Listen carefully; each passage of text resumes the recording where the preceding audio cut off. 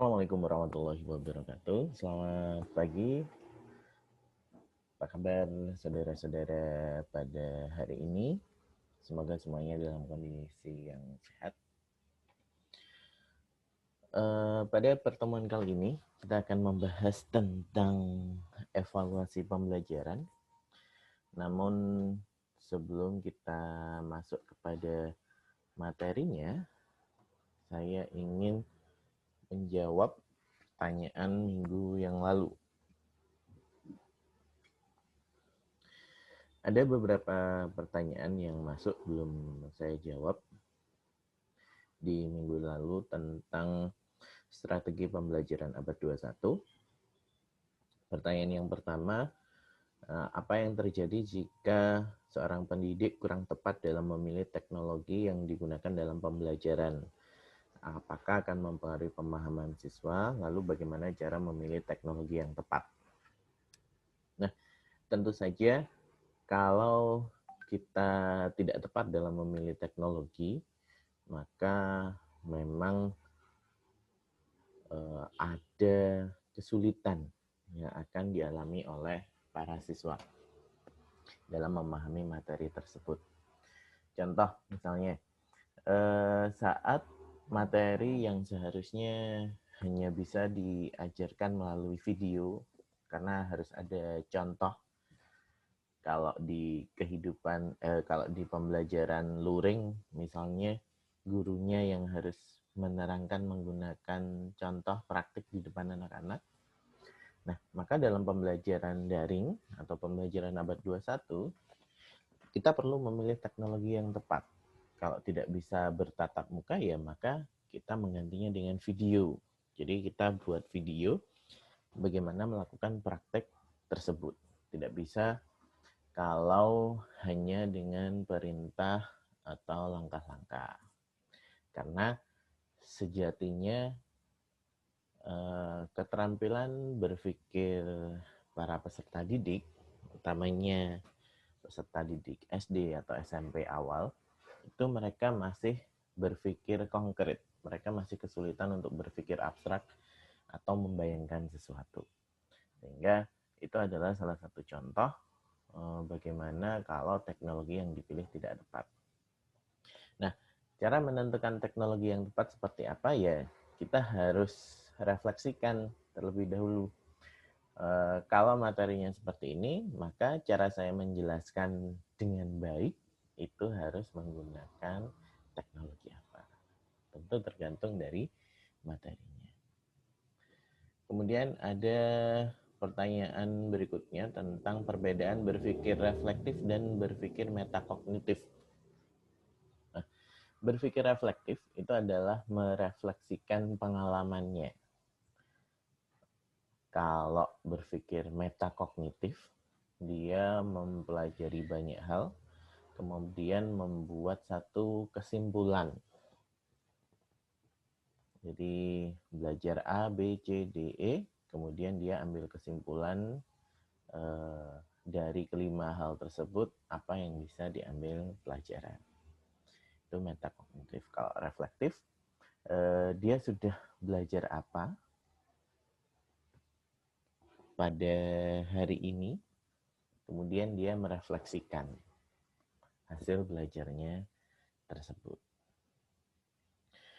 Kalau reflektif, ini lebih ke bagaimana pengetahuannya itu bisa mengubah afektif atau sikapnya dan juga perilaku atau keterampilannya. Tapi kalau metakognitif, sifatnya ada di kognitif saja, jadi itu akan memperkaya pengetahuannya saja. Kemudian pertanyaan berikutnya, dalam pembelajaran abad 21 ada beberapa hal yang harus dikuasai, yaitu HOTS, TPACK, dan STEM. Dari ketiga hal tersebut, model pembelajaran yang relevan salah satunya adalah project based learning, yang mana siswa diberikan satu proyek tertentu dalam beberapa pertemuan. Otomatis akan membutuhkan banyak waktu. Bagaimana cara kita sebagai pendidik agar tidak menyita banyak waktu dalam menyelenggarakan pembelajaran ini.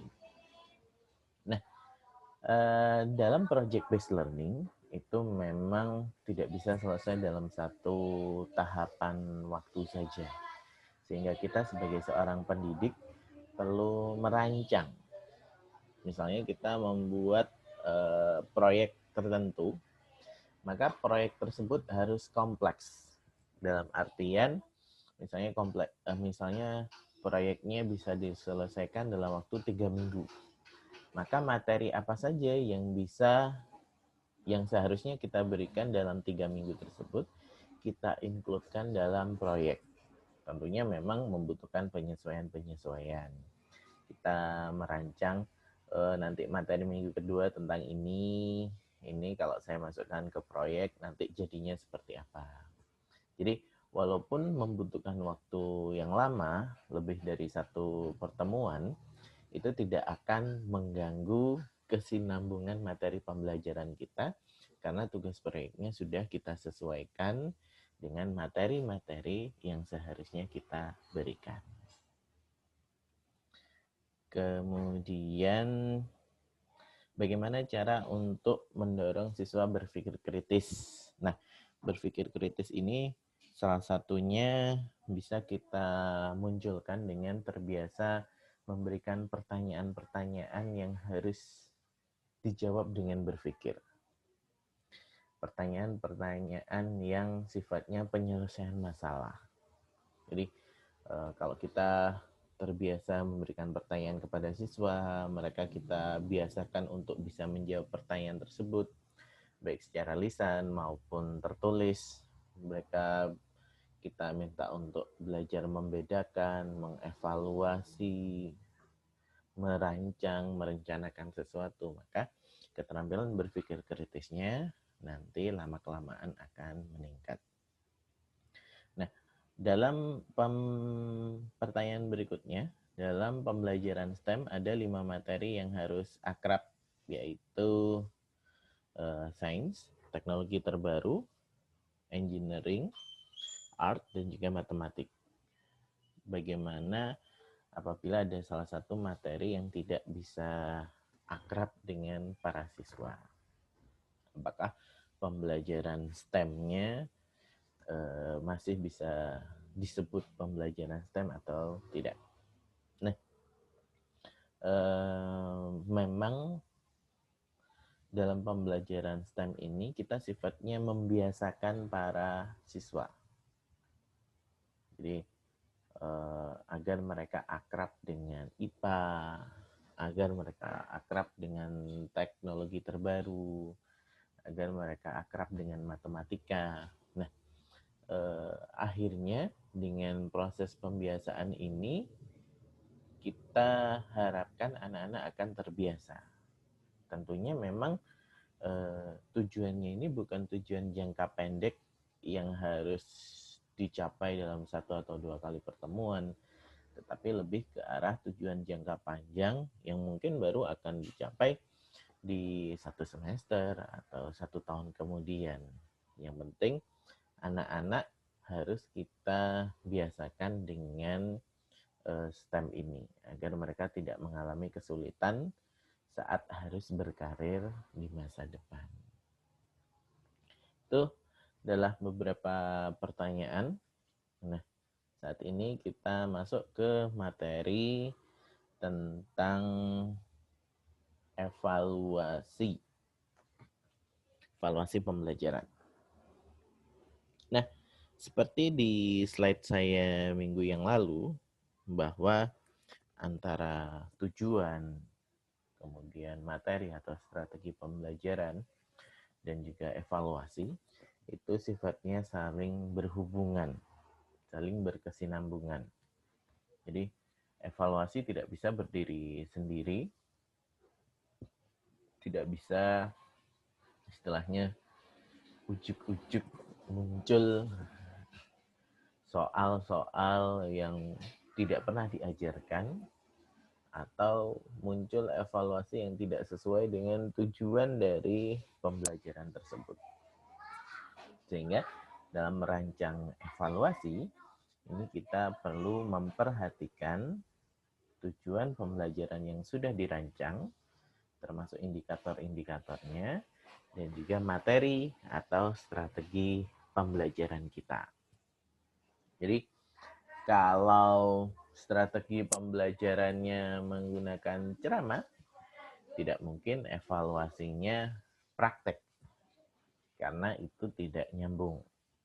Tapi kalau strategi pembelajarannya sudah ada prakteknya, maka evaluasinya pun juga bisa dilakukan terhadap praktek yang sudah dilaksanakan. Jadi evaluasi, tujuan, dan materi ini sangat berhubungan erat. Saat kita merencanakan sebuah pembelajaran dalam rumusan tujuan-tujuan pembelajaran, maka dari tujuan yang sudah kita susun tadi, tujuan sikap, ada tujuan pengetahuan, dan juga tujuan tentang keterampilan, maka itu juga yang akan kita evaluasi. Apakah tujuan dari segi sikapnya tercapai atau belum? Tujuan dari pengetahuannya sudah tercapai atau belum? Tujuan dari keterampilannya apakah sudah tercapai atau belum? Jadi evaluasi ini sifatnya menagih tujuan pembelajaran yang sudah kita rancang di awal. Nah, prosedur mengevaluasinya, alat evaluasinya, ini kita sesuaikan dengan materi atau strategi pembelajaran yang kita lakukan. Jadi itu hubungan antara tujuan pembelajaran, evaluasi, dan juga materi atau strategi pembelajaran kita. Jadi tidak boleh saling lepas. Jadi tujuannya ini akan kita evaluasi, sudah tercapai atau belum. Nah, cara evaluasinya itu tergantung dari materi atau strategi pembelajaran yang sudah kita pilih. Nah, dalam kurikulum 2013 itu ada 3 ranah yang harus kita evaluasi. Ada sikap, ini mewakili KI 1. Kemudian evaluasi terhadap pengetahuan, ini mengevaluasi KI 2 dan juga KI 3. Kemudian evaluasi keterampilan, ini mengevaluasi KI 4. Nah, silakan dibuka-buka lagi materi tentang KI 1, KI 2, KI 3, dan KI 4. Nah, yang pertama yaitu evaluasi sikap atau evaluasi terhadap KI 1. Di sini ada sebuah skema bagaimana penilaian sikap itu bisa dilakukan. Jadi penilaian sikap yang utama itu tentu saja dilakukan oleh guru kelas atau guru mata pelajaran terhadap siswa pada saat pembelajaran. Jadi saat guru menerangkan, saat mereka diberikan tugas, bagaimana mereka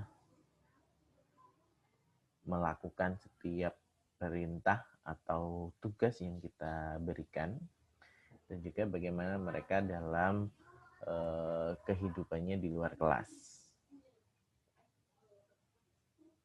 Jadi evaluasi sikap tentu saja ini akan mengevaluasi sikap-sikap para siswa kita.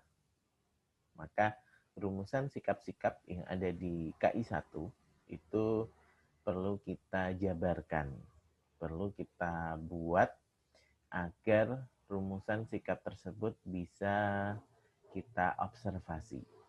Jadi akan terlihat di perilaku siswa pada saat mereka di dalam kelas maupun di luar kelas.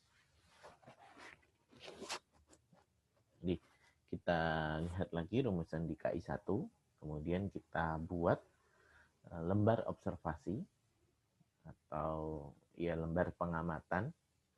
Apakah sikap-sikap yang ada di KI 1 yang hubungannya dengan pelajaran kita itu sudah bisa dilaksanakan dengan baik oleh para siswa atau belum. Nah, kita juga bisa membuat penilaian sikap penunjang. Jadi sifatnya self-assessment atau juga penilaian antar teman. Ini sifatnya sebagai konfirmasi dan juga sebagai pembelajaran bagi para siswa agar mereka bisa menilai dirinya sendiri dan juga bisa menilai teman secara objektif. Jadi sifatnya penilaian sikap oleh diri atau penilaian antar teman ini sebagai bentuk konfirmasi dari guru. Tentu saja karena masih harus dicocokkan apakah penilaian yang dibuat ini sudah sesuai dengan observasi yang dilakukan oleh guru atau tidak. Jadi penilaian sikap dilakukan dengan observasi atau bisa dengan sejenis angket berupa pertanyaan atau pernyataan sikap-sikap atau perilaku yang saat perilaku itu muncul nanti bisa kita centang. Nah, nanti misalkan kita membuat 10 soal atau 10 item observasi. Dari ke-10 item tersebut, berapa persen yang muncul? Nah, nanti kita buat rubrik penilaiannya. Kita buat rubrik, misalnya saat ke-10, 10-nya itu muncul, dari KI 1-nya muncul, 10 perilaku yang kita rumuskan muncul, maka nilainya sempurna atau A. Dia dapat nilai 100 misalkan. Kalau sikapnya itu muncul 6 sampai 9 misalkan, maka nilainya B atau dia dapat nilai 80. Kalau misalnya sikap yang muncul itu 4 sampai 6 misalnya, maka dia dapat nilai C atau dia dapat nilai 75 misalnya.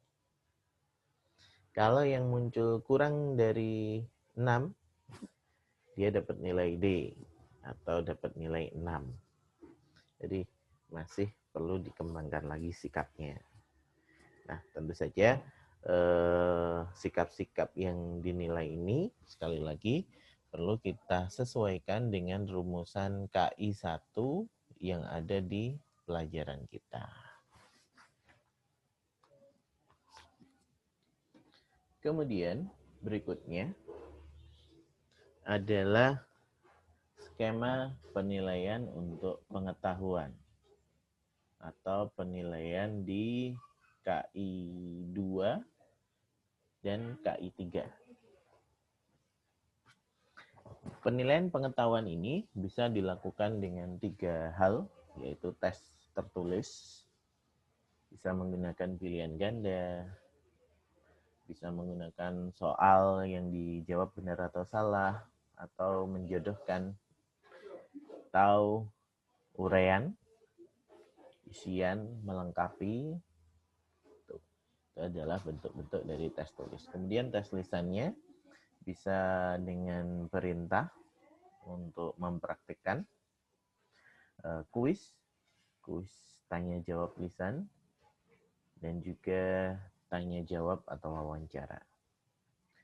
Penilaian pengetahuan juga bisa kita lakukan dengan penugasan, misalkan tugas-tugas yang harus dikerjakan oleh siswa secara individual atau kelompok, baik dilaksanakan penugasannya itu di dalam sekolah,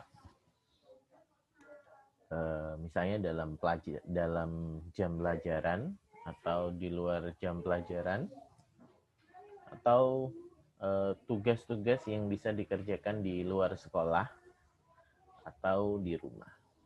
Jadi tugas-tugasnya ini harus didasarkan pada rumusan KI 2 dan juga KI 3 dari materi pembelajaran yang kita ajarkan.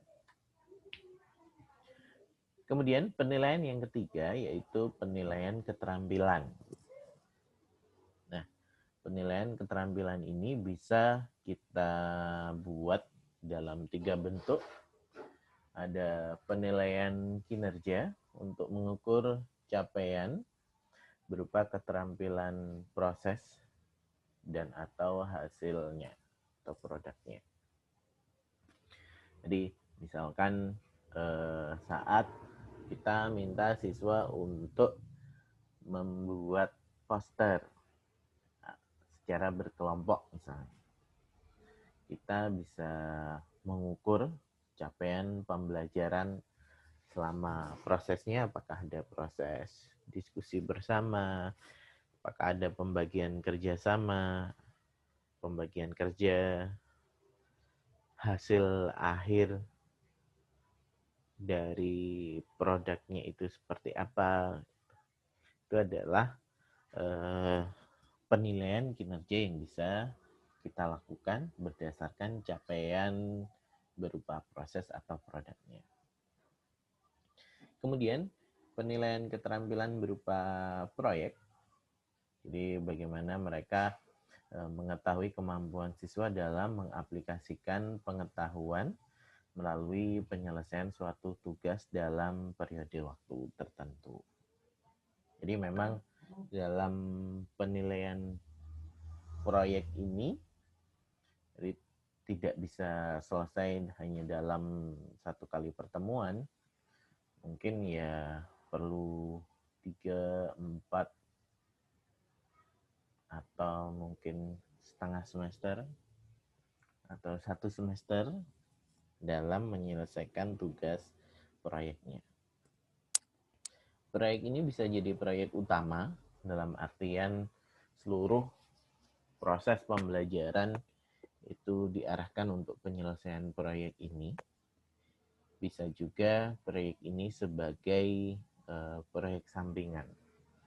Jadi setiap kita selesai mengajar atau mengajarkan materi di satu pertemuan tertentu, nanti akan ada tugas yang akan mendukung terselesaikannya proyek ini. Jadi bisa proyek itu sebagai proyek utama dalam artian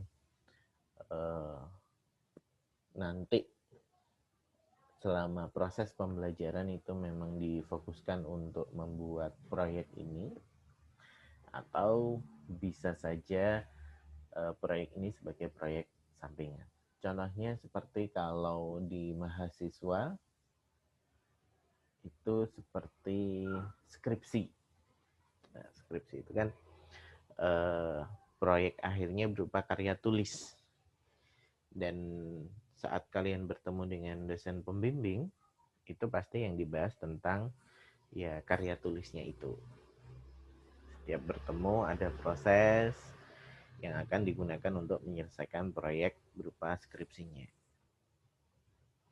Tapi bisa juga misalkan proyek sebagai bentuk sampingan. Jadi seperti kalian di mata kuliah tertentu misalkan, di akhir perkuliahan nanti ditugaskan untuk membuat video. Nah, membuat videonya itu, cara editingnya, cara pengambilan gambarnya, materi apa saja yang harus ditampilkan dalam video, itu kalian sintesiskan sendiri, kalian ramu sendiri dari materi-materi yang diajarkan oleh dosen di setiap pertemuannya. Contoh misalnya pertemuan hari ini dosen menjelaskan tentang cara pengambilan gambar. Pertemuan berikutnya tentang cara editing. Jadi secara tidak langsung materi-materi tersebut akan mendukung proyek kalian. Atau penilaian portofolio. Jadi rekaman penilaian autentik yang memperkuat kemajuan dan kualitas pekerjaan peserta didik. Jadi misalnya setiap tugas yang diberikan itu kita kumpulkan jadi satu. mulai dari awal semester sampai dengan akhir semester, apa saja tugasnya dijadikan satu, dijadikan portofolio. Nah, ini nanti yang akan menjadi dasar dari penilaian keterampilan siswa.